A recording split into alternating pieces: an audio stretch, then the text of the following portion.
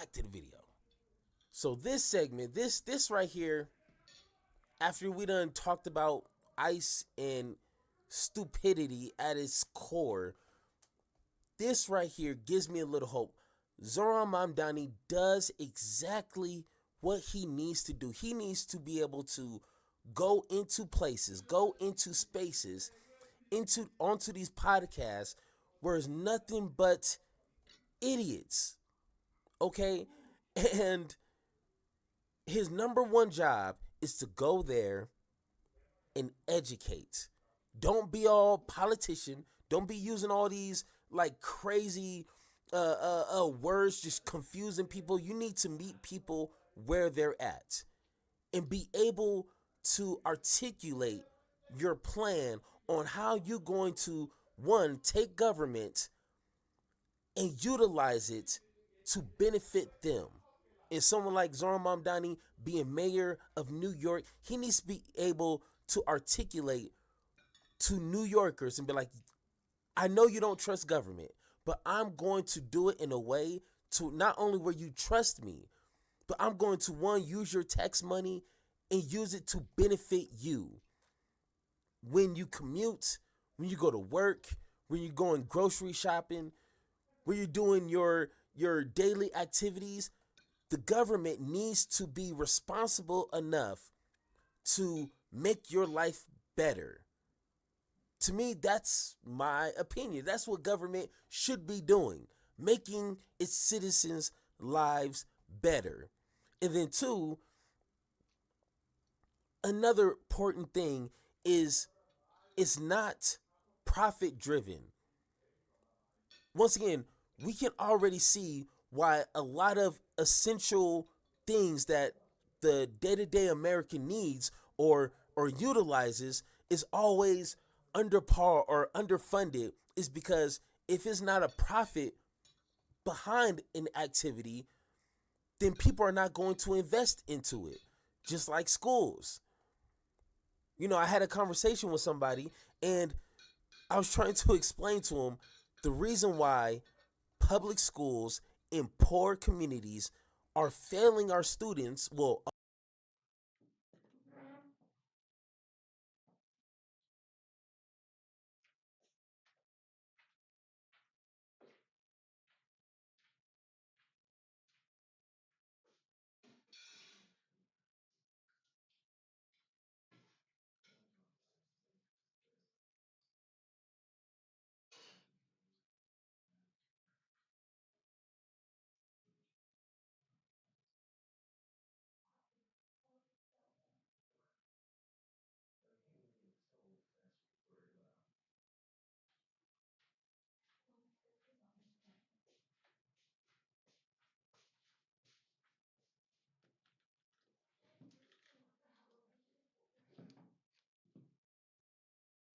a part of it is because it gets no funding.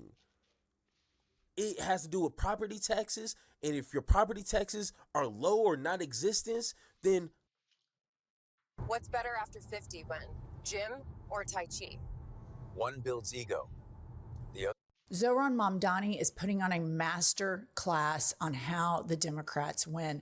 This man stays on subject with a smile, eviscerates Trumpian Andrew Cuomo like I've never seen. This guy is the future of the Democratic Party, and the fact that there is leadership in the Democratic Party that has not endorsed this man is why we lose. Here is a clip from last night's debate where Zohran eviscerates Cuomo.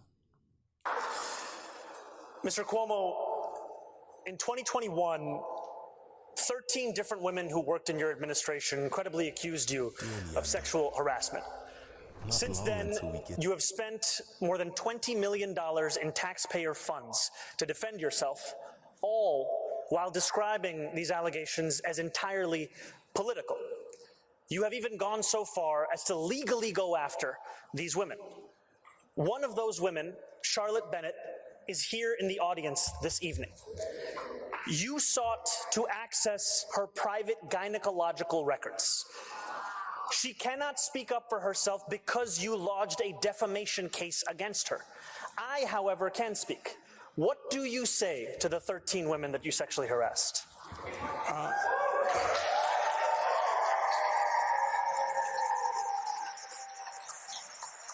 If you want to be in government, then you have to be serious and mature. Okay, so this guy is just eating Cuomo for lunch, left and right. This is an absolute masterclass. Cuomo is very Trumpian. He has the sexual abuse allegations. He has all the billionaire donors. He doesn't care about affordability. He feigns that he does. But Andrew Cuomo is the Democratic leadership's top choice, despite the fact that Zoran Mamdani won the primary decisively and is lapping everybody left and right. Even the Republican Sliwa in this race cannot stand Andrew Cuomo, but you have billionaires just giving money and money and money because they are so terrified. You guys, their taxes are going to be raised by 2%. 1, 2. This is a prime example of why Democrats lose, because they are corporate Democrats. Mamdani is going to win. He's going to win decisively, and the Democratic corporate leadership better take notes. Moving along, here is an absolute indictment by Mamdani on Trump. Listen to this. Look, Donald Trump ran on 3 promises. He ran on creating the single largest deportation force in American history. He ran on going after his political enemies, and he ran on lowering the cost of living. If he wants to talk to me about the 3rd piece of that agenda, I will always be ready and willing. But if he wants to talk about how to pursue the 1st and 2nd piece of that agenda at the expense of New Yorkers, I will fight him every single step of the way. Okay. You guys, this is fabulous. It's absolutely correct that Trump ran on exactly what he's doing with immigrants. 100% this is what he ran on. But he also ran on affordability. And a lot of people, believe it or not, I think they actually voted for eggs. Inflation is through the roof. The federal deficit has ballooned. It's the highest it has ever been. Kanks is so tone deaf right now with his ballroom and his excessive spending and his private plane. He doesn't give a shit about the working class. He parades around on a golf cart at Mar-a-Lago shouting to his millionaire and billionaire friends, I'm going to lower your taxes. I'm going to lower your taxes. The only people that Kanks wants to be popular with are billionaires. Similarly, this is what Andrew Cuomo wants. Zoran Mamdani wants to be popular with everyone. And in fact, I would even argue he doesn't want to be popular. He wants his ideas to be popular because his ideas speak to everybody. Universal human rights, affordability, livable wages. These are the points that corporate Dems need to move away from corporate donors, stop with the AIPAC money, and jump on the train. Next up, Zoran goes and he does the Flagrant podcast, and he has them eating out of his hands. These are the podcasters that famously endorsed Trump. So he goes right into the brosphere, and they love him. Play the clip. I don't think anybody's moving, and I honestly feel that way. I'm in the tax bracket. We're going to tax more. Like, dude, if you're going to deliver all this shit for 2%, give it. I'm 100% supportive if it makes life easier for New Yorkers. This is my one identity in my entire life is a New Yorker. It's the thing I care the most about. But I think that there are going to be people in government that are going to try to restrict you from doing that. And I know that you're aware of that. What the fuck do you do when special interest groups are going to be lobbying like crazy? I mean, you have How to, do you do that? You have to be ready to take on these fights. There is a reason why we haven't had progress. There are people making money off the status quo. And so there will be a lot of interest in retaining that status quo. Yeah. Right now, the city of New York will pay McKinsey a few $1 million to design a trash can. McKinsey's not going to be happy when I say we don't need you to design that anymore. Right, we can actually design that ourselves. You're right that we're going to have to transform the inner workings of government. Yeah. And that means ending a patronage politics. There Yeah. are a lot of people who have jobs more to do with who they know than what they do. So this right here, the preservation of the status quo, this is what corporate Democrats and MAGA have in common. And you have Bill Ackman, another clip in this podcast. Bill Ackman is this billionaire that spends literally more money trying to defeat Mamdani than he would with raised wages. These billionaires have utter disdain for working class people. They completely suck off of them. They are parasitic to the working class. really wealthy people feel entitled that their wages should go up and that they should control everything. This Bill Ackman is so delusional that he thinks because he's a billionaire that he deserves a one-on-one sit-down meeting with Zohran Mamdani. And Mamdani's like, no, I'm not sitting down with you. I'm sitting down with working class people. I'm sitting down with union people. I'm sitting down with the police. I'm sitting down with the people that make this city run. And they can't stand it. They can't buy him. They can't own him. And he goes deep in the heart of the manosphere. And there's the Flagrant podcast guys saying, look, nobody's going to leave New York. They're all full of shit. And Andrew Schultz says, I will gladly pay more money in taxes because my whole identity is being a New Yorker. And that is what, during FDR's reign, that is what a lot of wealthy people felt about America. I will gladly pay more in taxes because it's patriotic. And that's why FDR was so popular, because he did a lot of working class proposals that affected the most of us. The Democrats sent Citizen United. And after Reagan, he started really moving the party to favor profits. And the Democrats started clinging on to corporate donorship. And they are always executing the interests of corporate donorships. And as a Democrat, I feel like when I hear Democratic leadership speak, that they are the party of preservation, that they want to preserve the status quo that lost Hillary the election, that lost Kamala the election, and leaves this void for grifters to come in, like Kanks with his online flea market and all of the obnoxious shit that he's doing, like Marjorie Taylor Greene and Steve Bannon and Tucker Carlson, because they know that this FDR style politics, this style of populism is incredibly popular.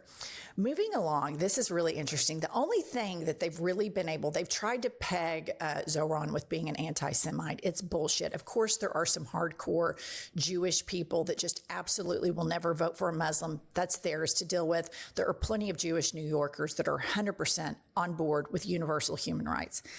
But the one thing that was a deficit in Zohran's campaign was this time that he went to bench press, and everybody made fun of him. Andrew Cuomo piled on and made fun of him. Fox News went bananas, and here he is 100% laughing at himself, cutting up with these brosphere guys. This guy, again, master class on how to run a campaign. Play the clip. Joey, bring in the bench press because he has to. Every year, I'm going to do 1 pound more. Next year, 136. Let's go. The year after that, 136. You got it in bench. I was like, you fucked up, dude. Yeah, let me tell you. Shouldn't have done it. I knew I fucked up when I saw that. You think I thought I was going to kill it? I knew there was a problem. And this guy was like, you got to do it. I was like, you got to do it. It's like, I really don't. You should have put the big 10-pound weights on. You know the big 10-pound? I was trying to get out. It was all. Now you got it. I was trying to, but next year, 136. Okay. Watch this. Promises I can keep. Let's just 136. 136. You didn't keep 135. 136. We'll get there. Okay. That from the edit. This is what politicians sound like when they're not beholden to corporations and they don't lead with their ego. This is so refreshing. This is what the Democratic Party needs to return to. The Hakeem Jeffries, the Cory Bookers, the Chuck Schumers, that word salad, even Alyssa Slotkin. It is this word salad corporate bullshit that is a snooze fest, inauthentic, and loses elections. This guy is everything that a candidate needs to be. And don't take my word for it. Let's listen to veteran political strategist James Carville. And you may remember Mr. Carville was a little upset at the beginning of Trump's administration when David Hogg was at the DNC, and he wanted to put candidates like Zohran Mamdani all across the nation. And now James Carville is realizing this corporate, minuscule baby step Democratic preservation conservative party that the current Democratic leadership subscribes to is a death knell to fascism. Listen to James Carville here. Communications at the college level, 4 years of community college, 9 years at Tulane, 4 at LSU. If I could have one guess to demonstrate to